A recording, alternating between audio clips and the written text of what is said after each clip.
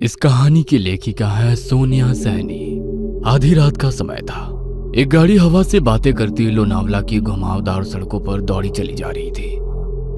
गाड़ी के अंदर तेज म्यूजिक चल रहा था और अंदर बैठे चारों नौजवानों अक्षय, रवि, आयशा और आदि ने अपने हाथ में एक एक कोल्ड ड्रिंक की बोतल पकड़ी हुई थी जिसमें उन्होंने शराब मिला रखी थी। शराब के नशे में झूमते हुए अचानक ही अक्षय ने गाड़ी में ब्रेक लगा दिया। अचानक ब्रेक लगने के कारण चारों को एक जोरदार झटका लगा और जैसे शराब का नशा एक झटके में चूर हो गया। घबराते हुए रवि, आदि और आयशा गाड़ी से बाहर निकल आए। क्या हुआ अक्षय, इतनी जोर से ब्रेक क्यों लगा दिया? सब ठीक तो है ना? लगता है डिक्की खुली रह गई है। जा दी, तू चेक करके आ। कुछ नहीं हुआ बे, बस वैसे ही मजे ले रहा था। इसका बर्थडे है, इसे परेशान करना तो बनता है ना।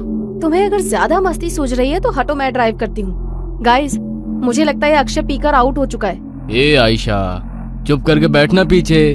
बोला ना तुझे मजाक कर रहा था। आदि आ जाना यार, कुछ नहीं है डिक्की में, बैठ जल्दी।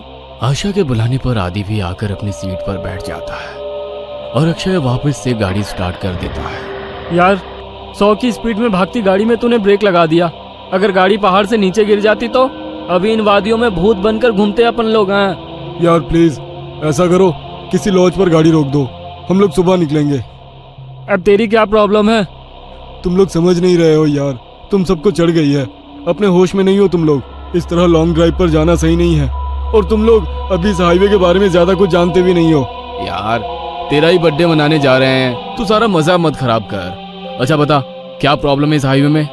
यार मैंने बोला ना, ये रास्ता सही नहीं है। यहाँ के लोकल्स का कहना है कि आगे पहाड़ी पर अक्सर रात में एक्सीडेंट होते हैं। क्या बकवास है ये? एक्सीडेंट किस रोड पर नहीं होते हैं? हाँ, इसमें क्या नई बात है? होते हैं, सब जगह होते हैं, लेकिन यहाँ पर वजह कुछ और होती है। बस तू यू टर्न लो और पीछे चलो। अब तो तूने चैलेंज कर दिया भाई को, अब गाड़ी नहीं रुकने वाली। आदि के लाख रिक्वेस्ट करने पर भी अक्षय ने फिर से गाड़ी का गियर बढ़ाया और एक बार फिर से उनकी गाड़ी हवा से बातें करने लगी। आदि की बातें भूलकर बाकी के दोस्त भी अंग्रेजी गाने की धुन पर आंख बंद करके थिरक रहे थे, लेकिन आदि अभी भी अक्षय के साथ आगे की सीट पर थोड़ा सिकुड़ा सहमा सा बैठा हुआ था। रात का सन्नाटा हर गुजरते पल के साथ गहराता जा रहा था। रात के तकरीबन 2 बज गए थे। पीछे की सीट पर बैठे बैठे रवि अब झपकियां लेने लगा था।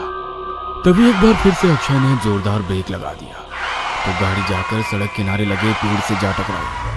अक्षय, तुम्हारा दिमाग खराब हो गया क्या? ये क्या मजाक लगा रखा है बार बार? अब तुम चुपचाप ड्राइविंग सीट से उतरो, नहीं तो अच्छा नहीं होगा। अरे यार, कोई मजाक नहीं है। मेरी गाड़ी के सामने अभी अभी ना जाने कहां से एक लड़की आ गई थी। अच्छा, तो अब कहाँ गई वो लड़की? मुझे तो यहाँ कोई लड़की नजर नहीं आ रही। मेरा यकीन करो आयशा, गाड़ी के सामने एक लड़की थी। उसे देखकर ही मैंने ब्रेक लगाया तो गाड़ी डिसबैलेंस होकर इस पेड़ से जा टकराई। ट्रस्ट मी, मैं कोई मजाक नहीं कर रहा। रात के 2 बज रहे हैं। इतनी रात को इस सुनसान सड़क पर कोई लड़की क्यों घूमेगी? और अगर तुम्हारी बात मान भी ले कि यहाँ कोई लड़की थी, तो अब वो लड़की कहाँ है? आदि, तुम तो अक्षय के साथ ही बैठे थे ना, तुम्हें कोई लड़की दिखाई दी? मुझे तो कोई लड़की दिखाई नहीं दी। पता नहीं अक्षय क्या कह रहा है। मुझे कुछ समझ में नहीं आ रहा है यार, लड़की अचानक कहाँ गायब हो गई। समझ लो हमारा एक्सीडेंट होते होते बचा है अभी। आदि, आयशा और अक्षय गाड़ी से नीचे उतरकर बातें कर रहे थे और रवि सब कुछ अनसुना करके चैन की नींद सो रहा था। इसे देखो, अभी गाड़ी खाई में गिर जाती तो ये सोते सोते कुंभकर्ण ऊपर पहुंच जाता। इसीलिए बोलती हूँ, लिमिट में पिया करो। हाँ, तू सही कह रही है, शायद मुझे चढ़ गई है। मैं पीछे बैठता हूँ, अब तू ड्राइव कर ले। ना बाबा ना, अब तो मेरी आंखें नींद से भरी हो रही हैं। तू ही चला गाड़ी, लेकिन अब ध्यान से चलाना।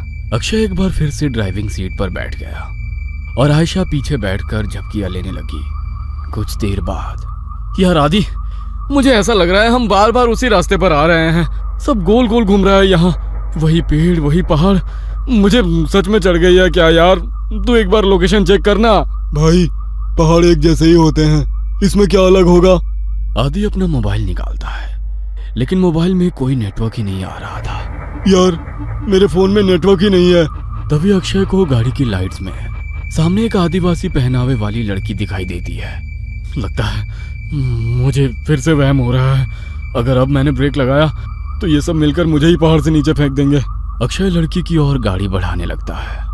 अरे तुझे दिखाई नहीं दे रहा सामने कोई लड़की है, उसे गाड़ी से उड़ा ही देगा क्या?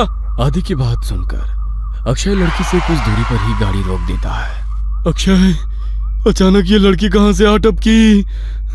चुपचाप गाड़ी आगे बढ़ा, मुझे कुछ ठीक नहीं लग रहा है, बाहर मत निकलना। अरे यार, बहुत घबराई हुई लग रही है और रात भी हो रही है, देखने तो देख क्या बात है। मैं बोल रहा हूँ ना, ये रास्ता सही नहीं है यार, यहाँ पर अक्सर लोगों को छलावा लग जाता है। तो फिर शुरू हो गया। तभी वो लड़की दौड़ते हुए उनकी गाड़ी के पास आ जाती है। मुझे भूलनपुर तक छोड़ दो साहब, आपकी बड़ी मेहरबानी होगी। क्या बात है, डरी हुई क्यों लग रही हो?